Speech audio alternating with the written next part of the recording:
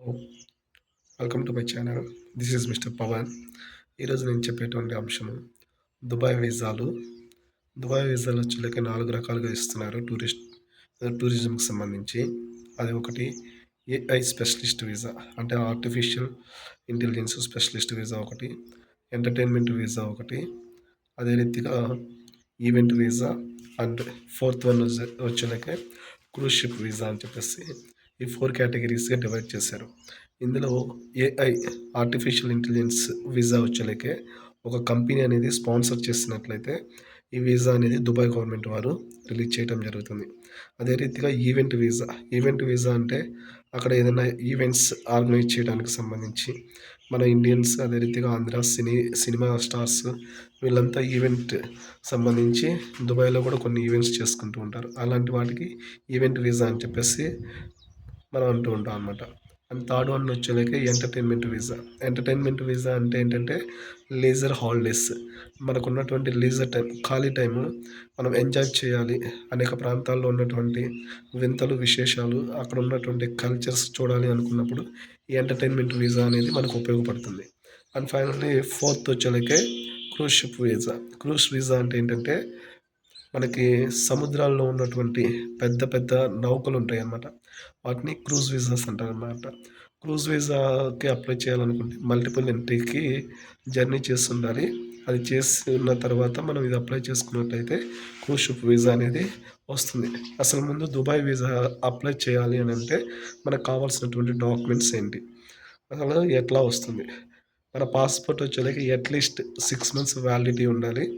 అదే రీతిగా మన పాస్‌పోర్ట్ సైజ్ ఫోటో అనేది 80% ఆఫ్ ద ఫేస్ అనేది కవర్ అవుతూ ఉండాలి. అదే రీతిగా బ్యాంక్ బ్యాలెన్స్ స్టేట్మెంట్ అంటే ఆల్మోస్ట్ 3000-4000 ఏఈడి, అంటే అరబ్ ఎమిరేట్స్ దిర్హం అనేది అంటారనమాట దుబాయ్‌లో. మనకి రూపీ ఎలాగో ఐఎన్ఆర్, అక్కడ ఏఈడి అలా అనమాట. 3000-4000 రూపాయలు అనేది మనం బ్యాంక్ బ్యాలెన్స్ చూయించుకుంటూ ఉండాలి. నెక్స్ట్ వచ్చేలకే అక్కడ ఆన్వర్డ్ అండ్ రిటర్న్ టికెట్ కంపల్సరీగా చూపించుకోవాలి. నెక్స్ట్ మీరు ఎక్కడ స్టే చేస్తున్నారో ఆ హోటల్ బుకింగ్స్ అనేది చెక్ ఇన్, అదే రీతిగా చెక్అవుట్ డేట్స్ కూడా క్లియర్‌గా మెన్షన్ చేసి వాళ్ళకి మనం అప్లోడ్ చేసినట్లయితే ఇవన్నీ యాక్సెప్ట్ చేయడం జరుగుతుంది. అదే రీతిగా ఫ్యామిలీ, ఫ్రెండ్స్ వీళ్ళు కూడా ఇన్వైట్ చేస్తూ ఉంటారనమాట. ఫ్యామిలీకి వచ్చేలకే తక్కువ అమౌంట్‌లో అయిపోతుంది. ఫ్రెండ్స్‌కి వచ్చేలకే ఎక్కువ అమౌంట్ అనేది ఖర్చు అవుతూ ఉంటుంది.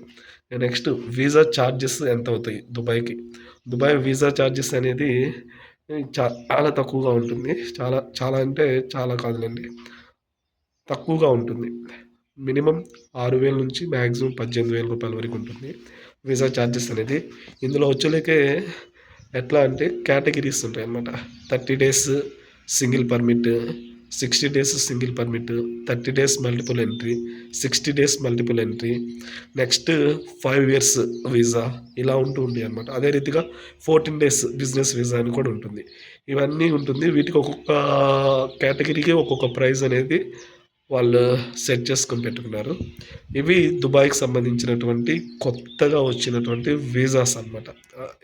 అంతకుముందు వచ్చేలకే దుబాయ్‌కి వచ్చేలకే 30 డేస్ పీరియడ్ ఉంది. ఇప్పుడు 60 డేస్ చేశారు. అదే రీతిగా పీరియడ్ పెంచారు. నెక్స్ట్ వచ్చేలకే ఇప్పుడు ప్రతి ఒక్కటి మనం పాస్‌పోర్ట్ ఎవరికి ఇవ్వాల్సిన అవసరం లేదు. ఆన్‌లైన్‌లోనే అప్లై చేసుకోవచ్చు అనమాట. ఆన్‌లైన్‌లో అప్లై చేసుకోవచ్చు. ఇప్పుడు ఇచ్చేటువంటి వీసా ఏదైతే ఉందో దాన్ని ఎలక్ట్రానిక్ వీసా అంటారు. అంటే ఈ వీసా అని చెప్పేసి అంటారు. మనం అప్లై చేసిన తర్వాత మనకి ఒక నంబర్‌తో కూడినటువంటి మెయిల్ వస్తుంది. వాళ్ళు వీసా అప్రూవ్ చేసిన వెంటనే మన మెయిల్‌కి అనేది వీసా కాపీ రావడం జరుగుతుంది. మనం జర్నీ చేసే టైంలో అన్ని ఎలక్ట్రానిక్ కాపీస్‌తో పాటుగా ఫిజికల్ కాపీ కూడా తీసుకొని వెళ్ళాలి. ఇది దుబాయ్‌కి సంబంధించినటువంటి టూరిజం లేటెస్ట్ చేంజెస్. వీటికి తగినటువంటి అంశాలు నేను తెలియజేయటం అయింది. Thank you for watching.